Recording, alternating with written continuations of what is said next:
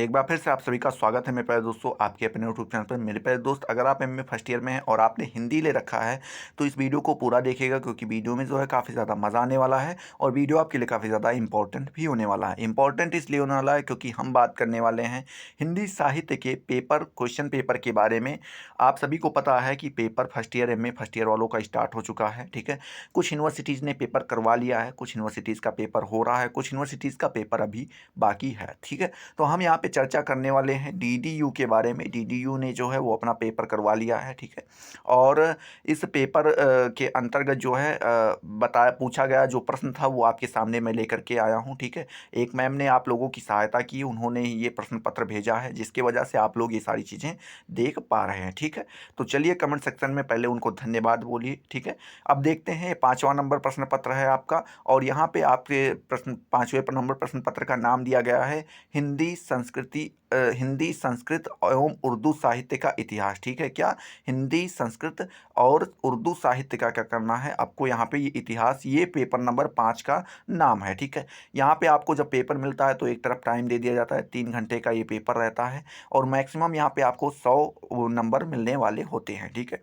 प्रश्न पत्र में नीचे कुछ इंस्ट्रक्शन दे दिया जाता है, जैसे यहाँ पे लिखा गया है, नोट करके।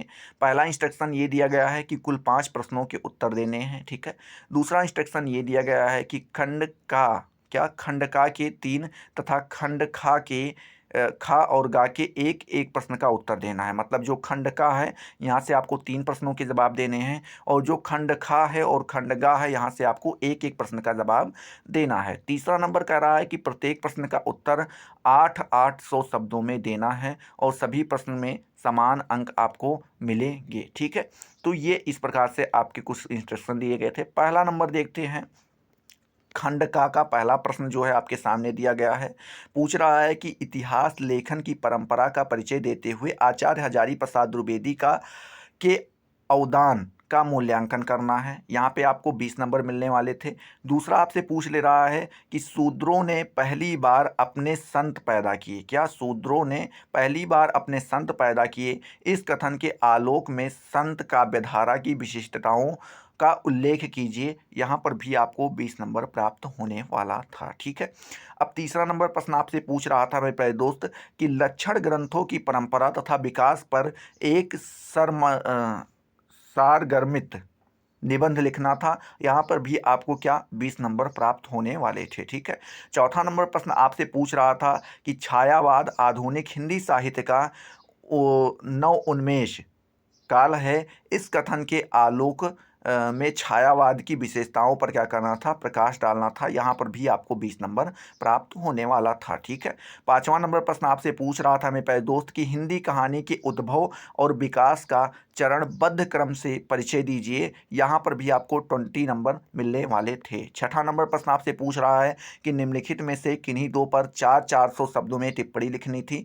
एक प्रश्न के आपको 10 नंबर मिलने वाले थे और यहाँ पे अगर आप दोनों करते तो आपको 20 नंबर मिलने वाले थे। 400 शब्द में आपके क्या करनी है, दो पर टिप्पणी लिखनी है। ठीक है, तो पहला का नंबर दिया गया है, भ्रमर गीत परंपरा के ऊपर आपको टिप्पणी लिखनी थी।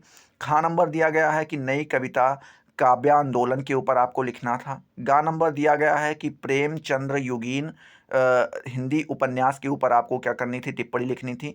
घा नंबर इसी प्रकार से दिया गया है कि हिंदी आलोचना और रामविलास शर्मा के ऊपर आपको क्या करनी थी, टिप्पणी लिखनी थी। ठीक है, अब जब आपको खंड का कर लेते हैं, ठीक है, तो अब यहाँ पे खंड खा आपको दे दिया जाता है।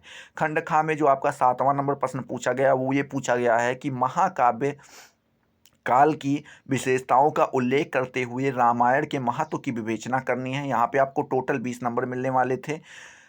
8 नंबर प्रश्न आपसे पूछ ले रहा है कि निम्नलिखित में से किन्हीं दो पर टिप्पणी लिखनी थी और एक टिप्पणी पर आपको 10 नंबर, तो दोनों टिप्पणी पे आपको टोटल 20 नंबर प्राप्त होने वाले थे। ठीक है, का नंबर प्रश्न पूछ रहा था कि मेघदूत के ऊपर टिप्पणी लिखनी थी। खा नंबर उत्तर रामचरितम के ऊपर लिखनी थी। गा नंबर अभिज्ञान शकुंतलम के ऊपर लिखनी थी। घा नंबर महाकवि माघ की प्रकृति वर्णन के ऊपर आपको टिप्पणी लिखनी थी। ठीक है, तो ये खा भी आपका खंड जैसे ही समाप्त होता है, खंडगा दे दिया जाता है। और यहाँ पे 9वां नंबर प्रश्न आपसे पूछ लिया जाता है, दिल्ली केंद्र की उर्दू कविता क्या दिल्ली केंद्र की उर्दू कविता के विकास एवं उसकी विशेषताओं पर प्रकाश डालना था।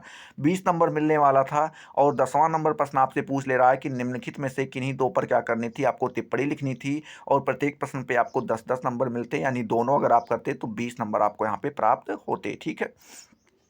का नंबर प्रश्न आपसे कह रहा है गजल के ऊपर टिप्पणी लिखनी थी। ठीक है। दूसरा गालिब के ऊपर खा नंबर। तीसरा नंबर मजाज लखनवी के ऊपर आपको टिप्पणी लिखनी थी। और घा नंबर आपसे मरसिया के ऊपर आपको टिप्पणी लिखनी थी। ठीक है। तो ये आपके यहाँ पे पूरा प्रश्न पत्र यहीं पे समाप्त होता है। अगर वीडियो पसंद आया तो फटाफट वीडियो को लाइक करो, अपने दोस्तों के साथ शेयर करो। अभी तक आपने चैनल को अगर सब्सक्राइब नहीं किया तो सब्सक्राइब करके बेल वाले आइकन को जरूर प्रेस कर दो, जिससे आपको सारी नोटिफिकेशन मिलती रहें और आप उनसे लगातार लाभान्वित होते रहें। तो चलिए अगले वीडियो में मिलते हैं नए जोश नए टॉपिक के साथ। तब तक के लिए जय हिंद, जय भारत।